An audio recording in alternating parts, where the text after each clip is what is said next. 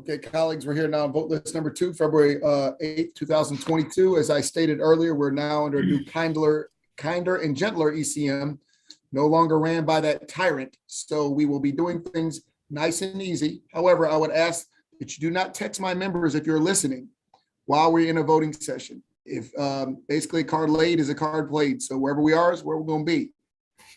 So I guess we can get started. First bill is House Bill 128. Okay, House Bill 128, Debt Settlement Services, Student Education Loan Debt Relief, Disclosures and Prohibitions. This bill requires businesses that engage in the business of student education loan debt relief to include a statement and an agreement that they are not affiliated with the U.S. Department of Education, lending institutions, or academic institutions. This statement must also be included on all advertisements for the debt settlement services. Excuse me. This bill also prohibits a debt settlement service provider from accessing a consumer's student aid information and advising a consumer to stop making payments or stop communicating with a loan provider. There is one amendment, and this amendment strikes definitions and strikes a requirement that a debt settlement service provider engaged in the business of student debt relief give an oral statement to a consumer before signing a debt settlement services agreement. Move the amendment. Do you have a second? Second. All in favor, say aye. Aye. Aye. Any opposed? Aye. Do we have any discussion on the bill as amended? My understanding, this is done throughout other, Briefly, hold on. I think Delegate Howard has his hand up. oh yeah, sorry. No, you're fine. Go ahead. It's my understanding that this is a common practice in other areas based on testimony by Consumer Protection Division. I'm sorry, what's a common practice? That disclosure, that this type of disclosure, that you're not backed or linked to or held, you don't hold yourself out as being held back or linked to any other type of state or government agency or backing, is like for example, tax filing. Correct. That this type of disclosure is common practice. That's correct. Delegate Fisher, you have a question? Yes. Can you read the amendment again? I'm sorry. It was difficult to understand or hear. Sure. So the amendment, it looks like it does a lot, but all it's doing is striking definitions and striking requirements that the debt settlement service provider engaged in the business of student debt relief give an oral statement to the consumer before signing the settlement agreement. Got It's it. not done currently. Got it. Thank you. Mhm. Any other discussion? Do I need to do a roll call on this, or is there any opposition to this bill? Mr. Chair, move the bill as amended. Second. Is it okay with this? All in favor? Aye. Aye. All opposed? Aye. Okay, well, we need to do a roll call. Let's do a roll call then. Apologize. I don't know why I thought my agent of chaos would not be against this, so we can go ahead. Mr. Vice Chair, Aye. Delegate Brooks, Aye. Delegate Fisher, No. Delegate Queen, Yes. Delegate Turner, Yes. Delegate Rogers, Yes. Delegate Harrison, Aye. Delegate Jackson, Aye. Delegate Pippy, No. Delegate Maltz, No. Delegate Carey, Yes. Delegate Nippolaria. Rick? I saw him on here. Did he drop off? Rick? Delegate Yes, no. Nippolaria. I'm unmuted. It said no. Delegate Branch? Yes. Delegate Valderrama? Aye. Delegate Walker? Yes. Delegate Chi? Yes. Delegate Adams? No. Delegate Ernst? Nope. Delegate Pennell? Yes. Delegate Strickland? Yes. Delegate Howard? Yes. Delegate Watson? Aye. So it's 16-6, the bill passes. We're going to the next bill. Okay, House Bill 135, single-use plastics restrictions. This bill prohibits a food service business from giving out single-use plastic products unless a consumer asks for them or a consumer accepts an offer for one. This does not apply to drive-through windows or products that individuals serve to themselves. Are there any amendments or discussion on this bill? Move on favorable. Second. All right, the motion is for an unfavorable. Mr. Vice Chair, Aye. I'll call this. Delegate Walker, do you have a question? No, I didn't know. Are we roll calling this one too? The We are unfavorable? roll calling this one, yes, as an unfavorable.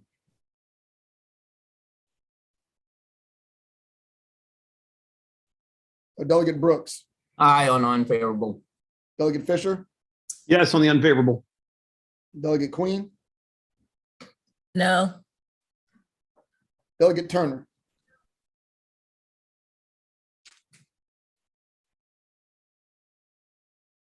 Aye. Delegate Rogers, No. Delegate Harrison, Yes. Delegate Jackson, You're muted. No. no on the unfavorable, Yes. Delegate Pippy, Yes to the unfavorable. Delegate Mouts, Yes. Delegate Carey, Yes. Delegate Valeria, Aye on the unfavorable. Delegate Impalaria, did I miss that? No, yes on the unfavorable. Delegate Valderrama, Aye. Delegate Walker, Yes. Delegate Chi, No. Delegate Adams. Aye. Delegate Aaron's, Aye. Delegate Fennell, Yes. Delegate Charkoudian, No on the unfavorable. Delegate Howard, Aye on the unfavorable. and Delegate Watson. No.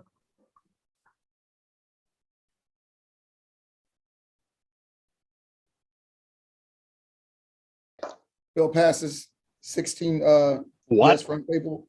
I said I'm sorry, the bill. The Unfavorable. move unfavorable passes. 16-6. Back to back, 16-6. Next bill, House Bill 251, Maryland Consumer Reporting Act, registration of consumer reporting agencies and regulations, authorizes the Commissioner of Financial Regulation to deny, refuse to renew, suspend, or revoke a consumer reporting agency's registration if they provide incorrect information, commit fraud, or fail to comply with this bill.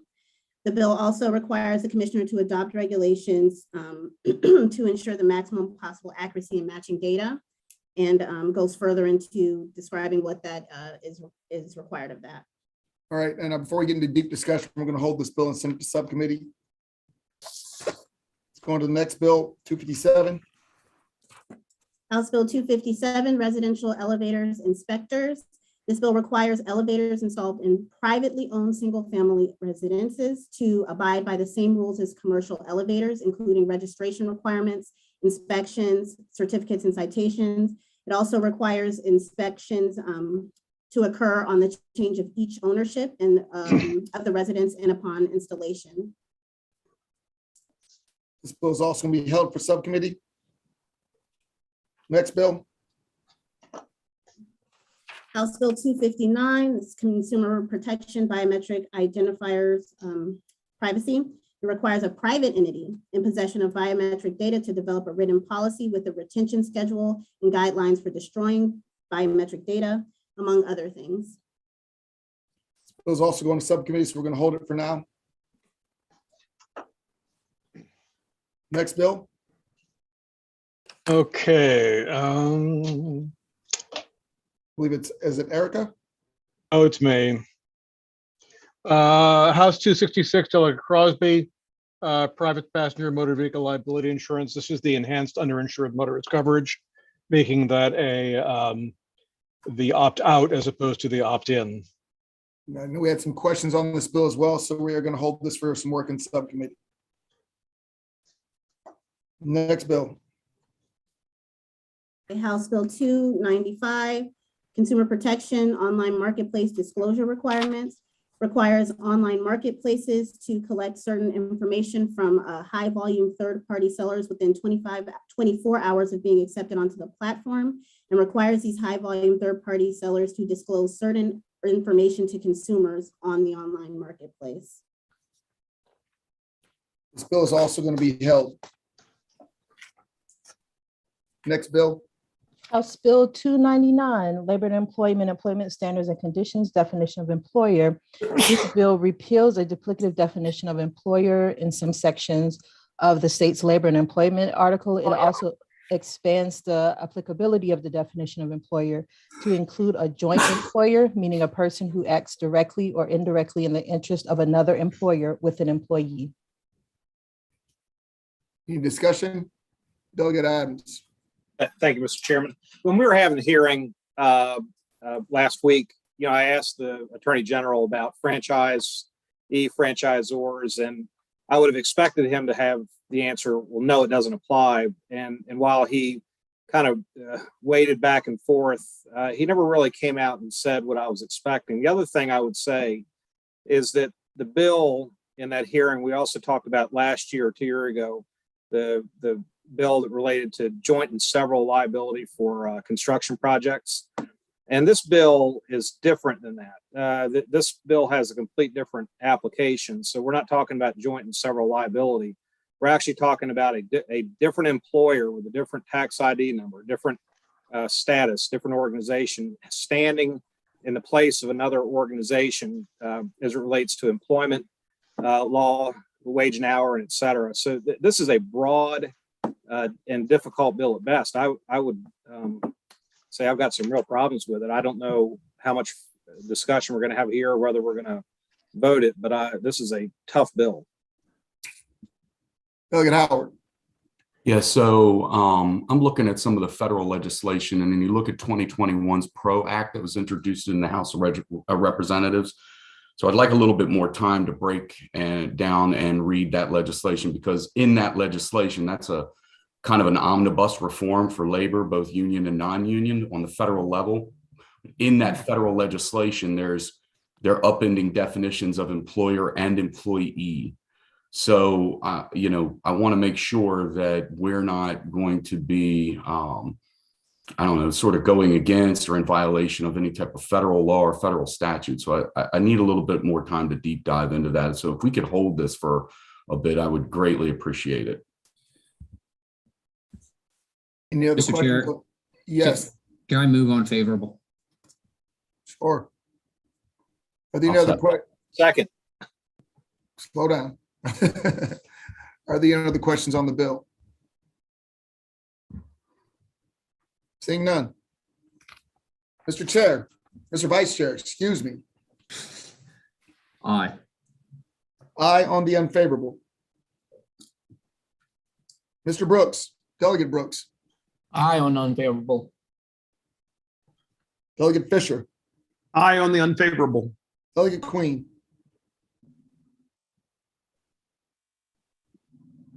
Yes, you heard me? yes, thank you. Delegate Turner,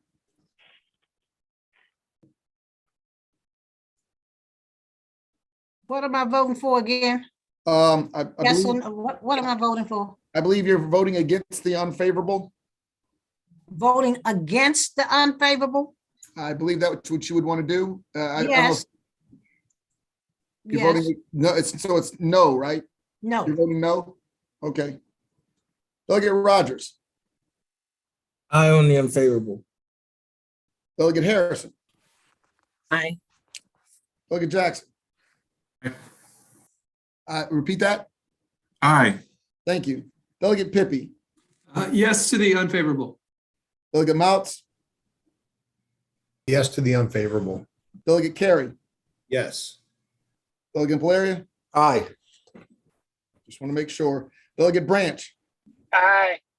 Delegate Valderrama, Aye on the unfavorable. Delegate Walker, Yes. Delegate Chi, yes, Delegate Adams. Aye.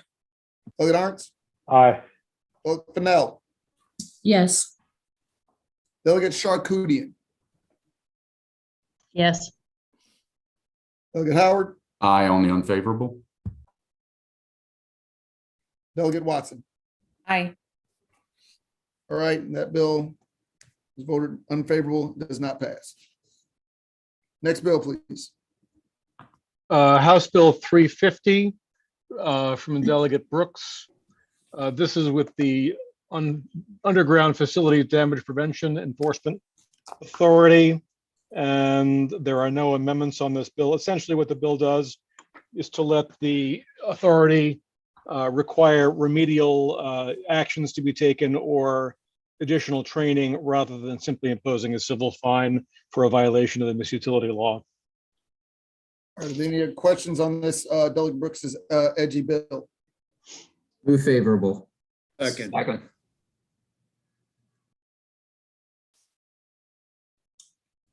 Okay, Delegate Crosby on the favorable. Aye. Delegate Brooks, Aye. Delegate Whoa. Fisher, I'd like to be recused, Mr. Chairman. I think I missed something. What's the vote now? the vote is. Favorable, Favorable, right? Yeah, Okay. correct. and Delegate Queen, Yes on the favorable. Delegate Turner, Yes on the favorable. thank you. Delegate Rogers, Yes on the favorable. Delegate Harrison, Yes. Delegate Jackson, Yes. Delegate Pippy, No. Delegate Mouts, Yes. Delegate Carey, Yes. Delegate Valeria, No. Delegate Branch, Aye. Delegate Valderrama, Aye. Delegate Walker, Yep. Delegate Chi, Yes. Delegate Adams, Yes. Delegate Ernst, Yes. Delegate Fennell, Yes. Delegate Charkoudian, Yes. Delegate Howard, Yes. and Delegate Watson. Yes. Bill passes. Okay, next bill. Next bill is from Delegate Corman, House 377. This is the bill to allow MAIF to offer installment payment plans like other insurers. They have to be reviewed by MIA, and if MAIF makes any significant changes in their plan, they have to report to MIA and everybody else on that. There are no amendments. Any discussions on the bill? Any questions? Move favorable. Is there a second? Second. Thank you. Delegate Crosby on the favorable. Aye. Delegate Brooks, Aye. Delegate Fisher, Aye. Delegate Queen, Yes. Delegate Turner, Yes. Delegate Rogers, Yes.